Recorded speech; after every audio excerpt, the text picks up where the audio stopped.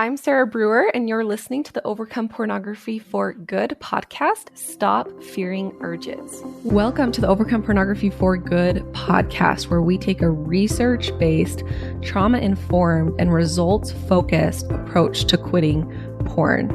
This approach has been revolutionary and changed thousands and thousands of lives. I'm your host, Sarah Brewer. Well, hi, everyone. I'm so excited to be here today. I'm so excited to share this topic with you on urges. This is one of my most requested topics and one that is kind of the most mind-blowing. So I hope that you enjoy this episode today. What I want to start with, though, is just a big thank you. A big thank you to those of you who have gone and left a review for me on this podcast. When I started, I had a goal. I wanted to get 50 reviews, and that felt huge. And this morning, it's a Saturday morning, 5 days after I launched it, I have over 70 reviews, and I just am blown away. So thank you so much for doing that. When you leave a review, it really helps me out and helps get this message to as many people as possible. So thank you for doing that. I want to share with you one of the reviews that was left here on this podcast. It says, over the years, I have done a lot of reading and listening and consulting about overcoming pornography. So far, Sarah Brewer offers the most confidence-inspiring method. Listening to her break down this impossibly big problem into something completely manageable is empowering. I feel no sense of shame or disgust when Sarah is speaking. She is not afraid of the word pornography either, which is so important for recovery. This podcast is going to be an excellent resource for anyone wanting to learn more about overcoming pornography for good. So many are afraid this problem can be temporarily resolved only to show up again at the worst time. Sarah offers hope and tools to ensure you don't have to be afraid. She is taking fear and shame out of the picture. Highly recommended. Thank you. Thank you for leaving that review for me. If you are listening to this podcast, if you left this, thank you for doing that. And if you haven't yet, go and leave a review on the iTunes. It takes about 1 minute. All right, let's get into it today. And kind of on that note, I do want to go a little bit more into addressing fear, and specifically addressing fear around urges. Okay, the main goal, what I want you to understand from this is that urges are not scary. They are not something to be afraid of. And you'll see why in a minute. So really quickly, what is an urge? If you haven't followed me for a while, I use that word urge a lot. But what an urge is it's just another name for desire. Okay, so it's that feeling of desire. It's that feeling of being pulled towards something, of wanting something. It's an urge to go and get it. And many of you, when you think about pornography and your urges to view pornography, you're very afraid of these urges. And like I mentioned, what I want to show you today is that an urge isn't actually a problem, and it's nothing to be afraid of. And here's why. An urge is a feeling, which means that it's a vibration in your body. That's all an urge is. It's a vibration in your body. It's not a hole that you're going to get lost in. It's not a demon inside you that's making you do something. It's not dangerous. An urge is a vibration in your body, period. You'll have to forgive me. My voice is a little bit raspy this morning, and I think I'm getting a little bit sick, or it just might be because it's early and I haven't warmed up my voice enough. So I'll be stopping for some water as I'm talking. So an urge is just a vibration in your body. We're going to get into that and what that means specifically. But first, I want to just mention that there's a difference between urges and thoughts. Okay, urges or desire is a feeling, something that you feel in your body. Thoughts are sentences in your brain that cause the feeling. This is really important. You will always have a thought that precedes the urge. So I want that. I want to keep looking. I need this. I'm tired of feeling this way. I deserve it. I like that. Those are all examples of thoughts that will cause you to have an urge. And they're different. Thoughts are separate from urges. So next time you have an urge, I want you to notice these two different things. First, I want you to notice your thoughts. What thoughts did I have before this that are causing this urge? I want that. I need it. Oh no, I'm feeling this urge. I can't handle this. Just notice, what are the thoughts that are preceding the urge? And number two, I want you to notice the urge. I want you to focus on the urge, on that vibration, on that sensation in your body. And how you do that is first you drop into your body and you use descriptive words to explain the urge. So, for example, when I have an urge to eat chocolate, I feel my mouth start to salivate a little bit and I feel other sensations. So, for me, when I dive into it, I notice a little bit of a tightness in my chest and in my throat, maybe some heaviness in my gut. So that's what I want you to start to notice. And if you haven't done this before, it's going to be totally new to you. You might not have any idea what an urge feels like if you haven't been aware of it. So this is going to be something new for you to try. But I want you to notice, what sensations do you have in your body when you feel an urge to view pornography, and get really intimate with it. So where in your body do you feel it? Do you feel it in your throat? Do you feel it in your chest? Do you feel it in your gut? Do you feel it in your head? Do you feel it in your shoulders or your neck? And then use descriptive words to explain what it feels like. So does it feel heavy or does it feel light? Does it feel sharp or dull? Does it feel fast or slow? If you were to give it a color, what color would you give it? A really good way to imagine this is to imagine that you're explaining this to an alien. So an alien comes to Earth and you're talking to this alien who doesn't have a human body. You're trying to explain your struggle with pornography. You're telling this alien, I don't want to look at pornography. I don't want it in my life, but I feel this urge. I feel this sensation and it makes me look at it. And it's really hard. And it's really hard to not look at it when you feel this sensation. And this alien's like, whoa, well, what is this? Explain to me what this urge is. What is this urge that's keeping you from living the life you want to live? And what is this urge that's keeping you looking at something that you don't want to be looking at? Like, okay, it's this feeling in my chest that's heavy and fast. And the alien's like, oh, it's heavy, like it's pushing something down into your body and like gonna wreck your innards, wreck your intestines or something. You're like, no, it's not actually, there's not something actually in my chest that's really heavy. It just feels really heavy. It feels really fast. Like, oh, okay. What else? Well, and my throat starts to feel tight. And the alien's like, oh, your throat starts to feel tight? Like it starts to constrict unless you go look at pornography? Like, no, it's not going to constrict. It's not going to keep me from breathing. It just feels tight. Okay. What else? Why else is this such a big deal? Well, my heart starts to beat really fast. My heart starts to beat really fast. And the alien's like, oh, your heart's starting to beat really fast. Like it's going to hurt you, or it's going to pop out of your chest, or it's going to go so fast that it stops working. You're like, no, it's not. No, it's nothing like that. It's just uncomfortable. It just doesn't feel good.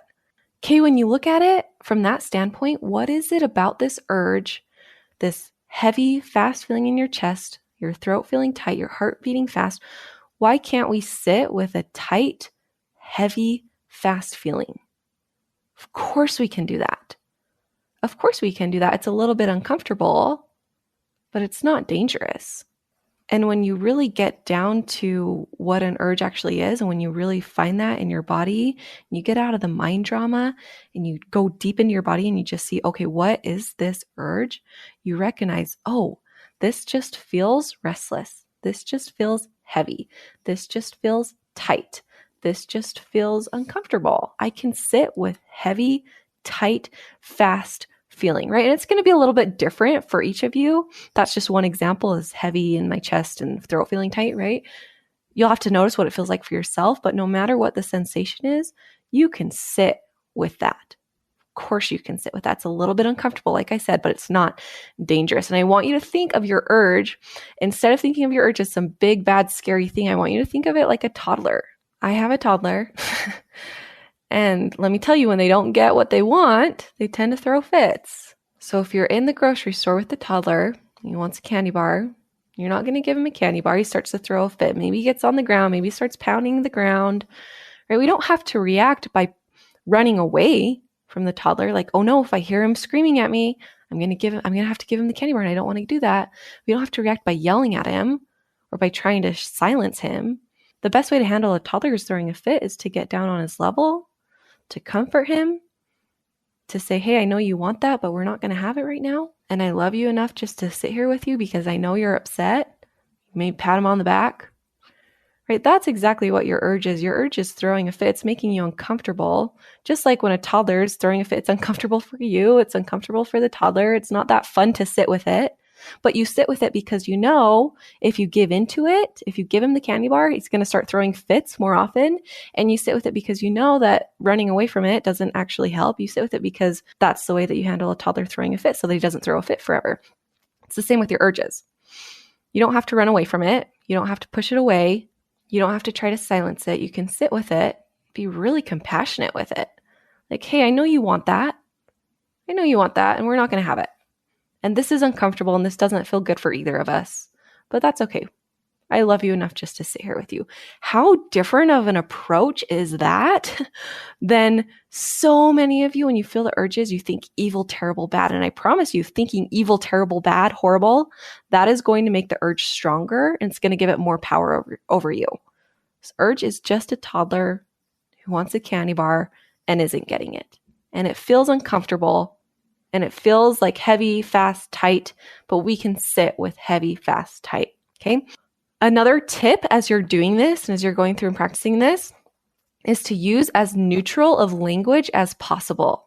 So if you find yourself explaining this urge like it's this dark cloud that's overtaking my body and I'm just grasping for pornography, or if you find yourself explaining it like it's this irresistible pull towards something, that's pretty dramatic, okay? You see how those descriptive words that you're using, irresistible, grasping, those feel really dramatic. And so what is it really? Let's get into what is it really?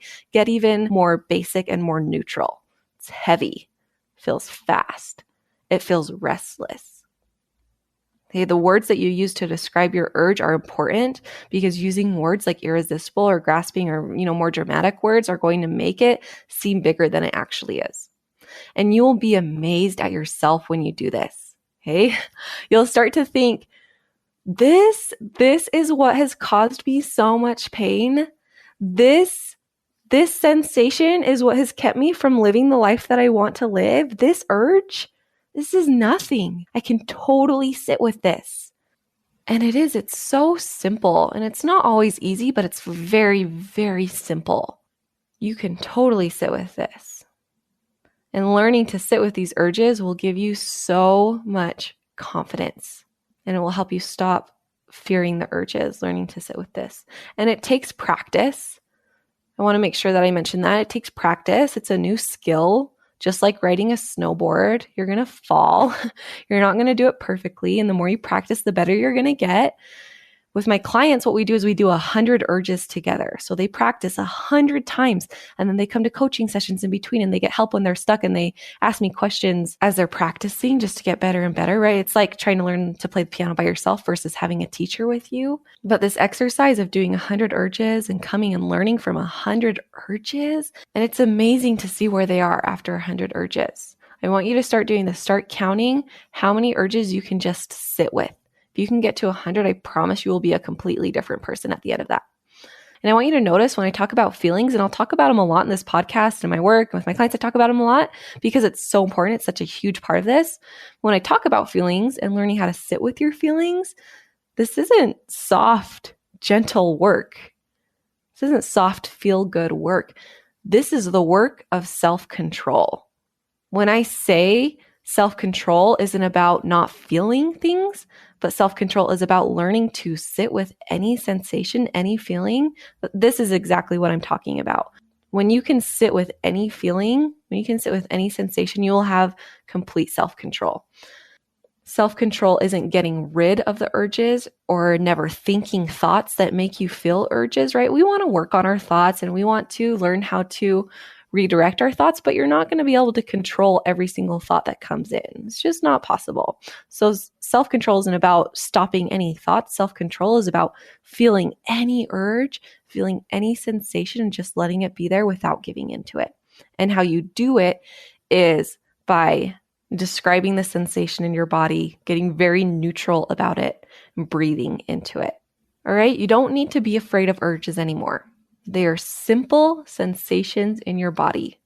They are not dangerous. They are not going to hurt you. They are not a problem. In fact, the more urges that you experience, that you process, and that you sit with, the more self-control you will have and the quicker you will overcome pornography. So welcome your urges. Feel them. get intimate with them. Don't be afraid of them. This will completely change your life. All right, a little recap. Number 1, urges are different than thoughts, and urges are caused by our thoughts. Number 2, urges are sensations in your body that are very simple to sit with. Number 3, urges are not dangerous.